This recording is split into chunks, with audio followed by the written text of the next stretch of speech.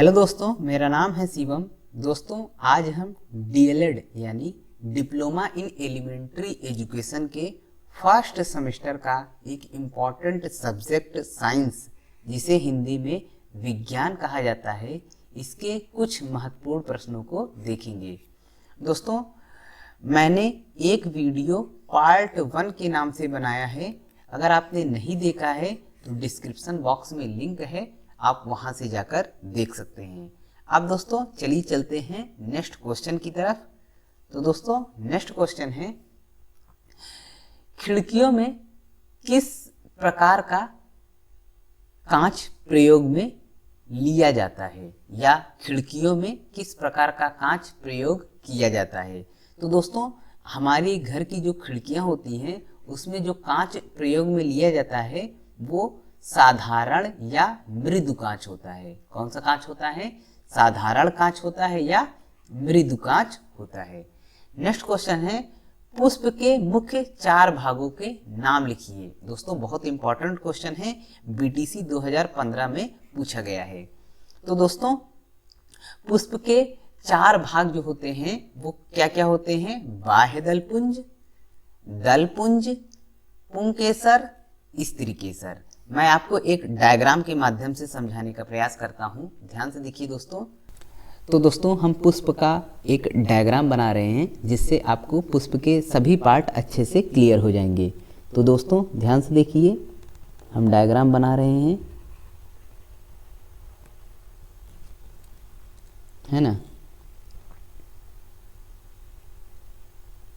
ये देखिए, और हम यहाँ से थैलामस बना देते हैं। ये देखिए, ये हमने थैलामस बना दिया, है ना। अब यहाँ से हम पुंकेसर निकाल देते हैं।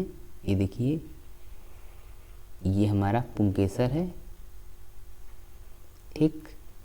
यहाँ पर भी एक पुंकेसर है, ये देखिए, ये पुंकेसर ये हो गया, ठीक है ना। और यहाँ से हम दलपुंज बना देते हैं, ये हमारा दलपुंज हो गया। और यहाँ पर हम बाह्य दलपुंज बना देते हैं, जो जनरली किस कलर का होता है? ग्रीन होता है, ठीक है। तो हम ग्रीन ले लेते हैं। ये देखिए, ये हमारा बाह्य दलपुंज हो गया, ठीक ना। ये देखिए, ठीक है। तो ये 4 पार्ट होते हैं पुष्प के। तो पहला पार्ट क्या है दोस्तों? पहला पार्ट क्या है? हमने क्या बनाया है? पहला पार्ट हमने बनाया है ये, पहला पार्ट हमने बनाया है ये। इसको क्या बोलते हैं? ये जो हमने बनाया है ये सही से नहीं बन पाया है, ठीक है। यहाँ पे देखिए, मैं इसको सही से बनाता हूँ। ये जो है ये क्या है? ये है हमारा स्त्रीकेसर। ये क्या है? स्त्रीकेसर। ये पहला पार्ट हो गया, ठीक है। फिर हमने क्या बनाया था? फिर हमने इसको बनाया था। ये क्या है? ये है हमारा पुंकेसर। ये क्या है? ये हमारा पुंकेसर है, पुंकेसर है ना। उसके बाद हमने क्या बनाया था? उसके बाद हमने ये बनाया था, ये वाला, इस वाले पार्ट को, ये जो बनाया था ना हमने, इसको बनाया था ये क्या है? ये है हमारा दलपुंज, दलपुंज, ठीक है। और इसके बाद हमने ग्रीन ये बनाया था। ये क्या है? ये है हमारा बाह्य दलपुंज, बाह्य दलपुंज। तो ये पुष्प के 4 पार्ट होते हैं, दलपुंज, बाह्य दलपुंज, दलपुंज, पुंकेसर, स्त्रीकेसर। उम्मीद करता हूँ कि आपको ये चारों पार्ट अच्छे से समझ में आ गए होंगे। तो पुष्प के कितने भाग होते हैं? पुष्प के 4 भाग होते हैं। कौन कौन से होते हैं? बाह्य दलपुंज, दलपुंज, पुंकेसर और स्त्रीकेसर। नेक्स्ट क्वेश्चन की तरफ चलते हैं। नेक्स्ट क्वेश्चन भी काफ़ी इम्पोर्टेंट है और बीटीसी 2015 में पूछा गया है। नेक्स्ट क्वेश्चन है, गति के द्वितीय नियम को परिभाषित कीजिए। तो दोस्तों गति का द्वितीय नियम क्या है? गति का द्वितीय नियम है, किसी वस्तु पर बाहर से लगाया गया बल यफ उस वस्तु के द्रव्यमान तथा उस वस्तु के बल की दिशा में उत्पन्न त्वरण के गुणनफल के बराबर होता है। आपने सुना होगा यफ बराबर यम गुणा ए। यफ क्या है? यफ हमारा बल है, यम क्या है? द्रव्यमान है ना, और ए क्या है? त्वरण है। ठीक है, तो आपने सुना होगा यफ बराबर यम ए। यफ बराबर यम में क्या है? गति का द्वितीय नियम है। किसी वस्तु पर बाहर से लगाया गया बल यफ, मान लीजिए ये एक वस्तु है ना, इसका द्रव्यमान यम है, इस पर एक फोर्स यफ लगाया जाता है और इसमें त्वरण ए उत्पन्न हो जाता है। तो किसी वस्तु पर बाहर से लगाया गया बल यफ उस वस्तु के द्रव्यमान तथा उस वस्तु के बल की दिशा में उत्पन्न त्वरण के गुणनफल के बराबर होता है। तो दोस्तों ये क्या है? गति के द्वितीय नियम का परिभाषा है। ओके, तो आप इसको याद कर लीजिएगा, आपको समझ में आ ही गया होगा। अब दोस्तों नेक्स्ट क्वेश्चन की तरफ चलते हैं।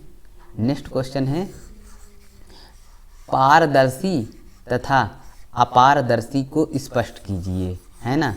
पारदर्शी तथा अपारदर्शी को स्पष्ट कीजिए। तो दोस्तों चलिए इसको हम स्पष्ट करते हैं।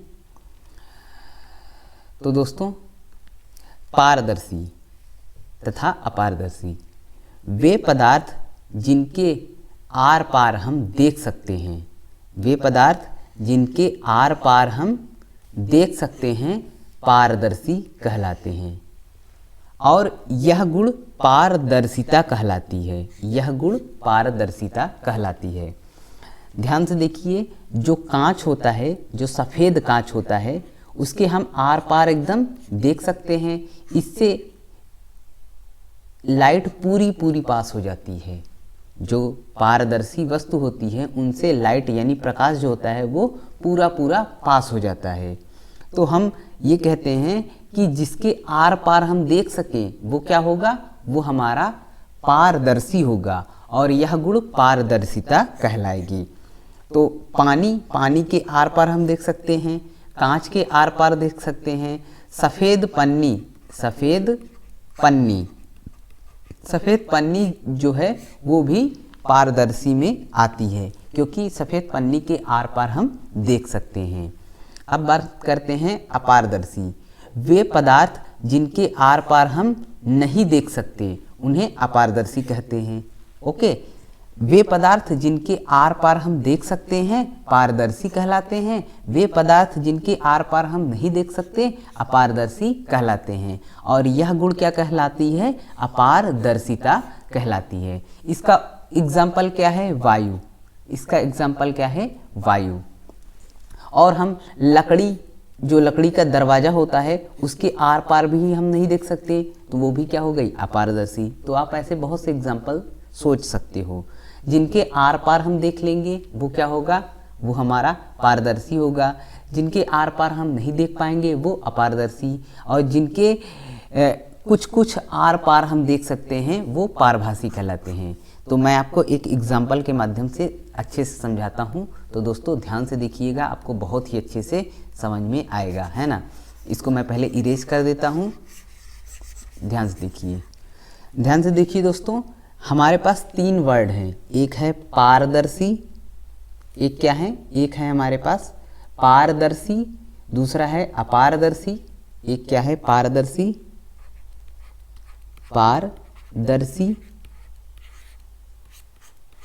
है ना। एक पारदर्शी है, दूसरा है अपारदर्शी, दूसरा क्या है?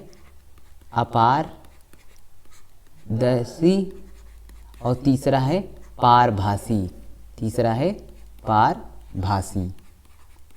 तो ये 3 वर्ड हैं, आपको एकदम अच्छे से क्लियर हो जाएंगे। जो पारदर्शी है उनके आर पार हम आराम से देख सकते हैं, मतलब आर पार देख सकते हैं। जैसे एग्जाम्पल क्या है? कांच के आर पार हम देख सकते हैं। सफ़ेद सफ़ेद पन्नी के आर पार हम देख सकते हैं, है ना। और अपारदर्शी क्या है, जिनके आर पार हम नहीं देख सकते हैं, जिनके आर पार हम नहीं देख सकते, नहीं देख सकते। उसका एग्जाम्पल क्या है, उसका एग्जाम्पल बहुत सारा है, जैसे लकड़ी, लकड़ी का दरवाज़ा, लकड़ी का दरवाज़ा, है ना, ये भी अपारदर्शी है। दूसरा क्या है, पहला तो ये हो गया, दूसरा हमारा हो गया क्या, दीवार, दीवार भी क्या है, अपारदर्शी है, इनके आर पार हम नहीं देख सकते, है ना। तीसरा है पारभासी, पारभासी क्या होता है, जिनके आर पार हम थोड़ा थोड़ा देख सकते हैं, जिनके आर पार हम थोड़ा थोड़ा देख सकते हैं, थोड़ा देख सकते हैं। एग्जाम्पल क्या होगा, एग्जाम्पल अगर कागज़ में तेल लग जाए, अगर मान लीजिए ये कागज़ है और यहाँ पर थोड़ा सा तेल लग जाए तो हम थोड़ा थोड़ा आर पार देख सकते हैं। तो हम एग्जाम्पल में क्या लिख सकते हैं, कागज़ में लगे हुए तेल के धब्बे,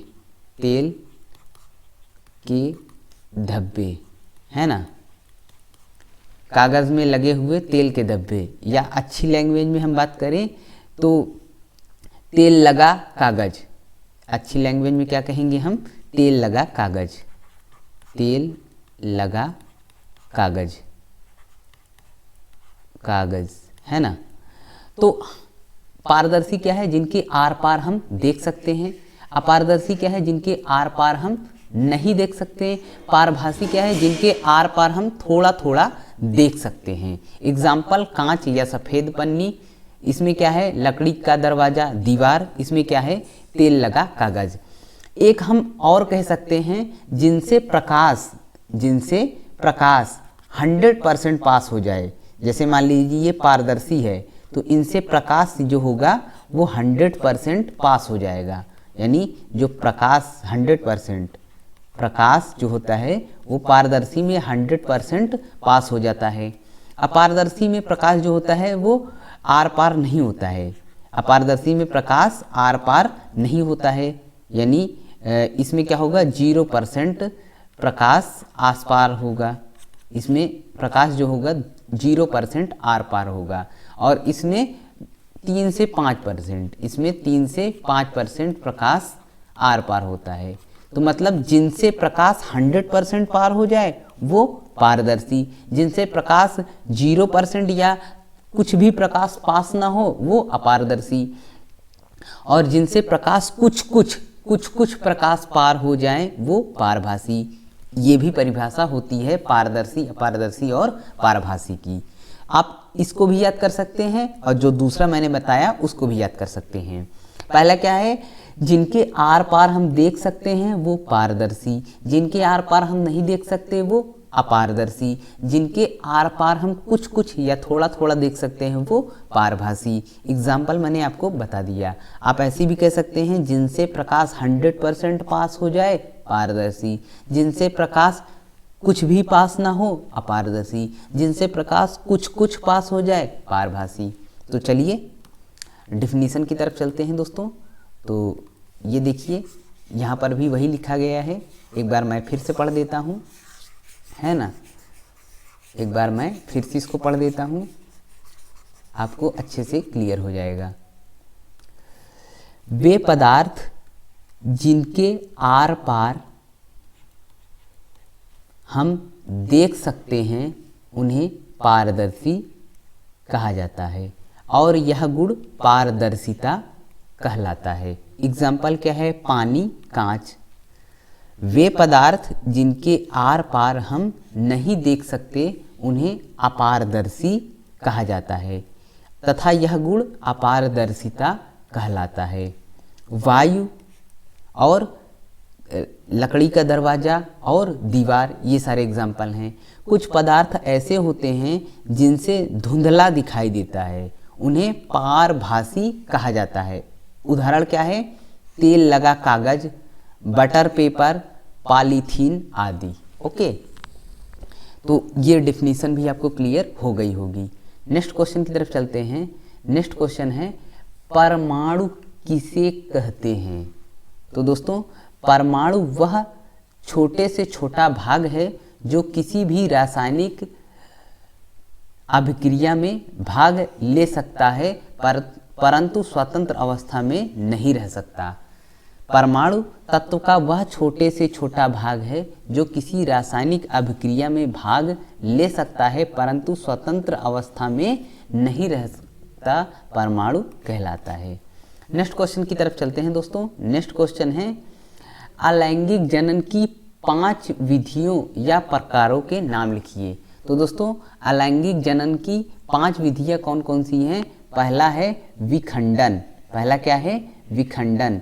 दूसरा है मुकुलन। दूसरा क्या है? मुकुलन। तीसरा है खंडन। तीसरा है खंडन।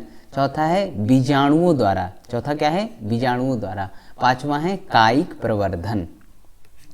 तो ये 5 विधियां हैं जिनके द्वारा जो पौधे होते हैं वो अलैंगिक जनन करते हैं। पहला है विखंडन, दूसरा है मुकुलन, तीसरा है खंडन, चौथा है बीजाणुओं द्वारा, पांचवा है कायिक प्रवर्धन। नेक्स्ट क्वेश्चन की तरफ चलते हैं दोस्तों। नेक्स्ट क्वेश्चन है घर्षण बल क्या होता है? तो दोस्तों किन्हीं 2 सतहों के संपर्क तलों के बीच सापेक्ष गति का विरोध करने वाले बल को घर्षण बल कहा जाता है ना।